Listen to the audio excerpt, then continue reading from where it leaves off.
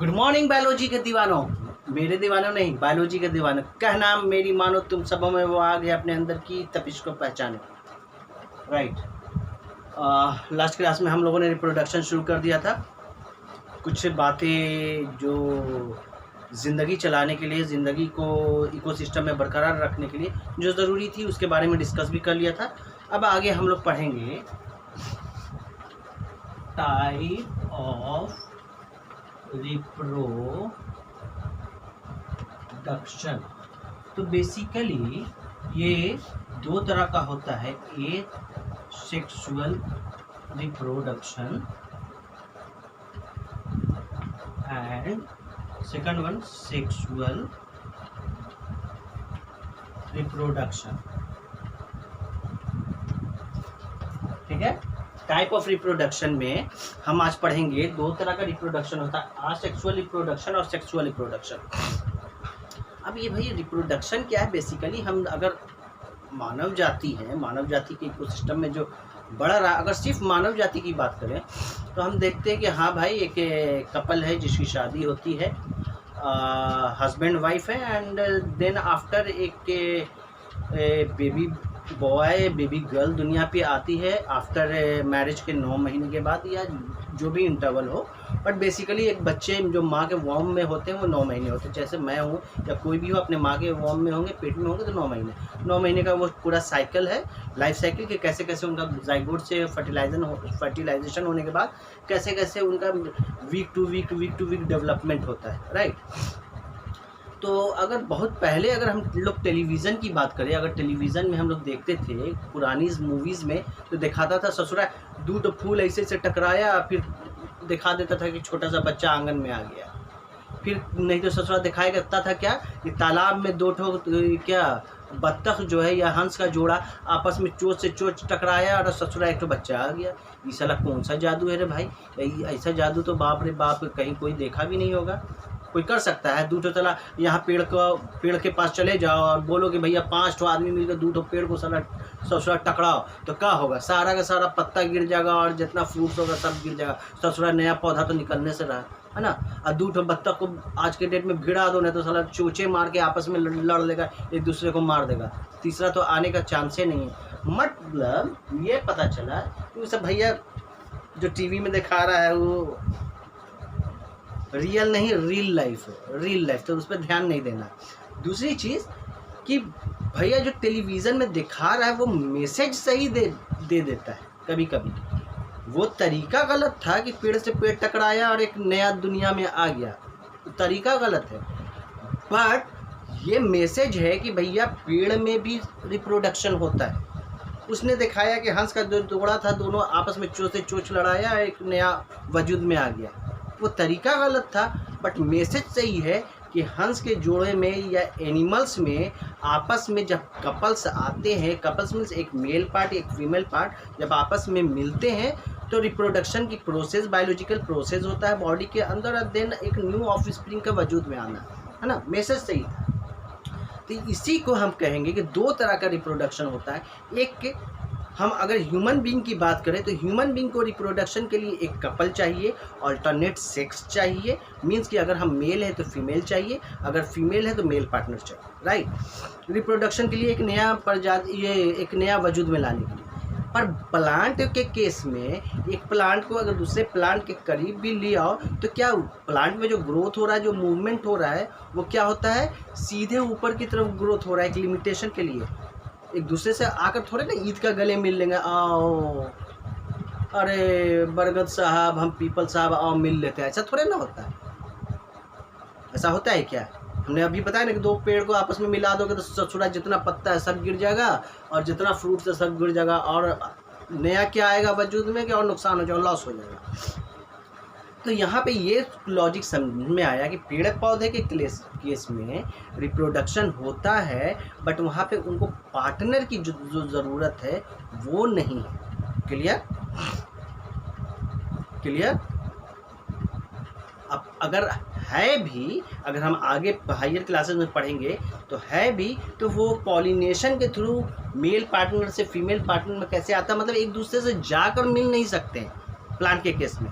Human being के case में या कोई और एनिमल्स के केस में आप देखोगे कि एक मेल है एक फीमेल है, दोनों पार्टनर आपस में आएंगे, करीब आएंगे, एक दूसरे में कपलेशन होगा जिसको हिंदी में संभोग कहते हैं। देन आफ्टर एक मेल पार्ट का जो जर्म सेल है फीमेल पार्ट के जर्म सेल से बायोलॉजिकल कांटेक्ट होगा बॉडी के अंदर, तो वहाँ पे फर्टिलाइजेशन होगा और फिर वो वजूद में आएगा। जितना भी दिन का साइकिल है उस साइकिल को कवर करने के बाद एक नया बेबी, चाहे वो मेल के शक्ल में हो या फीमेल के शक्ल में हो, वो दुनिया पे आता है, राइट। तो ये ह्यूमन बीइंग के एनिमल के केसेस में। तो यहाँ पे हम लोग स्टार्ट करते हैं ए सेक्सुअल रिप्रोडक्शन। ये मतलब ये एक वन एक अकेला, सेक्स का मतलब ससुरा दिमाग में उल्टा पुल्टा आने लगता है लोगों को। सेक्स का जहाँ बात आया ना तो उल्टा पुल्टा ससुरा आ जाएगा। अगर माँ बाप के सामने कोई बोल देगा ना कि सेक्स का वर्ड, तो ससुरा शर्म से मुंह झुका देगा। अरे भैया मानसिकता में गंदगी आ गई है। सेक्स का मतलब होता है हिंदी में जिसको बोलते हैं लिंग। लिंग मतलब क्या कि पुरुष है तो वो कौन सा लिंग का है, तो पुल्लिंग है। स्त्री है नारी है तो वो कौन सी लिंग का है, तो स्त्रीलिंग है। मतलब मेल जो है वो मैस्कुलिन जेंडर है, अब फीमेल जो है वो फेमिनिन जेंडर है। जिसको ये जो जेंडर है जिससे वो पहचाना जा रहा है कि मेल कौन है फीमेल कौन है, दैट इज लिंग। लिंग का इंग्लिश वर्ड है दैट इज सेक्स। ससुरा बोला तो नज़र झुका लेगा, है ना। और पिताजी रहेंगे ना, अब्बू, ससुरा सेक्स का बात कर रहा है, निकालो तो रे झाड़ू। अरे भाई साहब, सेक्स का मतलब लिंग है, मतलब पुरुष की बात हो रही है और स्त्री की बात हो रही है, दैट इज लिंग। तो सेक्स मतलब क्या हो गया।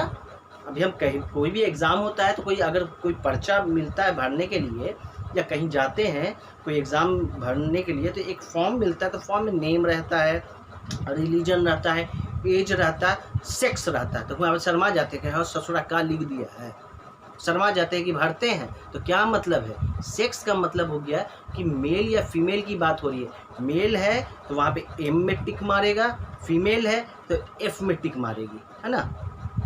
क्लियर। तो यहाँ पे सेक्स का मतलब हो गया, यहाँ पे बात हो रहा है मेल की या फीमेल की। सेक्स का मतलब यही है ना, हुआ मेल या फीमेल की बात हो रही है।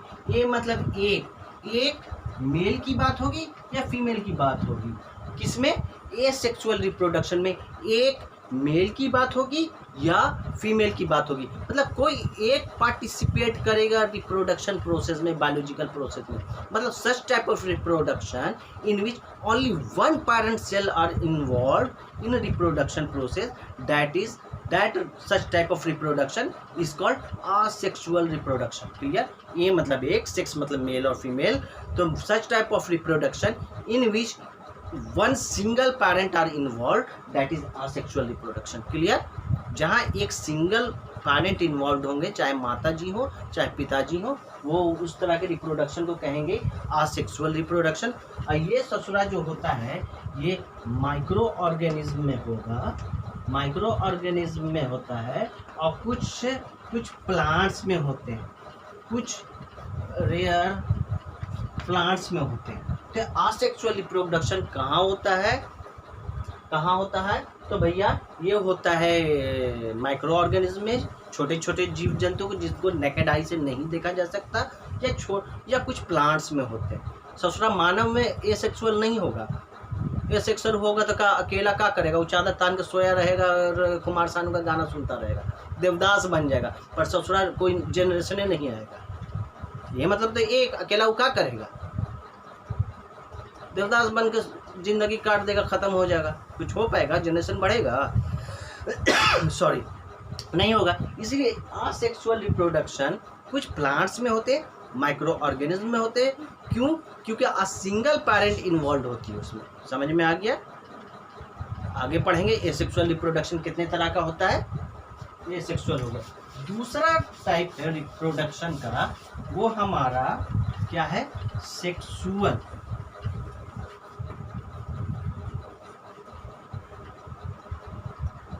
सेक्सुअल रिप्रोडक्शन, सेक्स का मतलब मैंने बोल दिया मेल या फीमेल, मैस्कुलिन जेंडर और फीमेल जेंडर। सेक्स के आगे कुछ लगा हुआ है, कोनो लगा हुआ है, कुछ नहीं ना। मतलब कि वैसा रिप्रोडक्शन जहाँ दोनों प्रेजेंट हों, दोनों मतलब कौन, मेल भी प्रेजेंट हो फीमेल भी प्रेजेंट हो।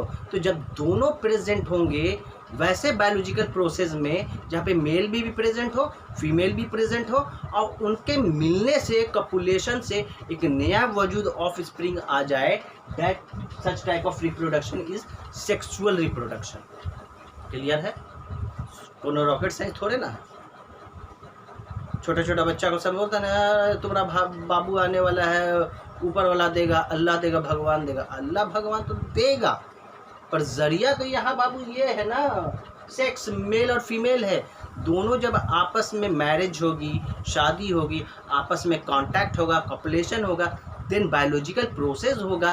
बायोलॉजिकल प्रोसेस मतलब मेल से स्पर्म का जाना, स्पर्म जर्म सेल का, फीमेल से ओवम का, अंडे का जर्म सेल का फॉर्मेशन होता है। और जब ये दोनों आपस में मिलते हैं तो ससुरा यहाँ से हैप्लॉइड, यहाँ से हैप्लॉइड, दोनों मिला, दो मिला तो डिप्लॉइड हो गया। और डिप्लॉइड मिलने के बाद जब जो जाइगोट का फॉर्मेशन होता है वो ससुरा फिर हैप्लॉइड हो जाता है। वो हम लोग पढ़ेंगे सेल डिवीज़न में।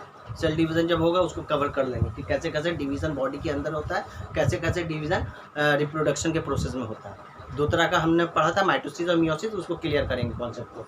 अभी ये समझेंगे कि वैसा रिप्रोडक्शन जहाँ दोनों जोड़े प्रेजेंट हो, दोनों जोड़े मतलब मेल और फीमेल दोनों प्रेजेंट हो और उनसे एक नई प्रजाति, नया वजूद में आना, उन्हीं की शक्ल का आना, उन्हीं की तरह आना। शक्ल मतलब एकदम कार्बन टू कार्बन कॉपी नहीं होता, वेरिएशन होता है। तो उस तरह के रिप्रोडक्शन को सेक्सुअल रिप्रोडक्शन कहेंगे। क्लियर है? जैसे हमने ब्रीथिंग लिया, हमने डाइजेशन पढ़ा। डाइजेशन क्या है?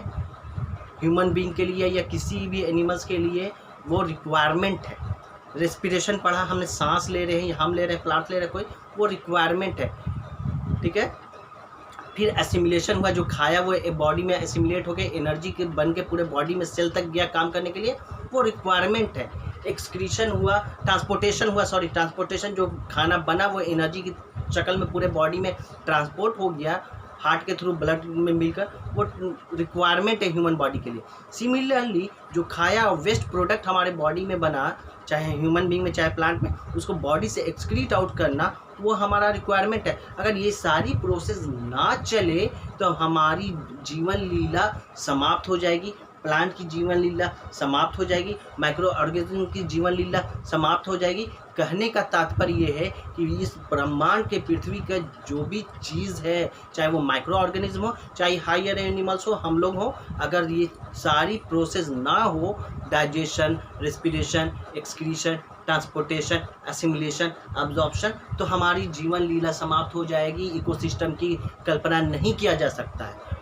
बट अगर रिप्रोडक्शन भी बॉडी के लिए, ह्यूमन बॉडी के लिए, अस्तित्व के लिए ज़रूरी है, बट इतना ज़रूरी नहीं है कि अगर वो, जैसे अभी बताए ना, रेस्पिरेशन, हम सांस ना लेंगे तो ऑक्सीजन ना मिले तो कुछ पल के लिए भी हम जी सकते हैं नहीं ना, मर जाएंगे फ़ौरन।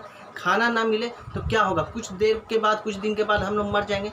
बट अगर रिप्रोडक्शन ना मिले तो क्या ससुरा मरेंगे? नहीं मरेंगे ना। वही हमने क्या बताया कि अकेला पड़ा रहेगा, चादर टान के कुमार सानू का गाना सुनते रहेगा, ज़िंदगी चलते चलते एक दिन वो चली आएगी। मतलब ये कहने का फलस्वरूप है कि रिप्रोडक्शन ज़रूरी है अपने वजूद को बढ़ाने के लिए, अपने इकोसिस्टम को बचाने के लिए। बट अगर ऐसा नहीं है कि अगर रिप्रोडक्शन नहीं हुआ तो जीवन लीला ही समाप्त हो जाएगी। तो ये रिप्रोडक्शन ज़रूरी है, बट अहम एकदम रेस्पिरेशन, डाइजेशन, एक्सक्रीशन की तरह नहीं है। Clear concept?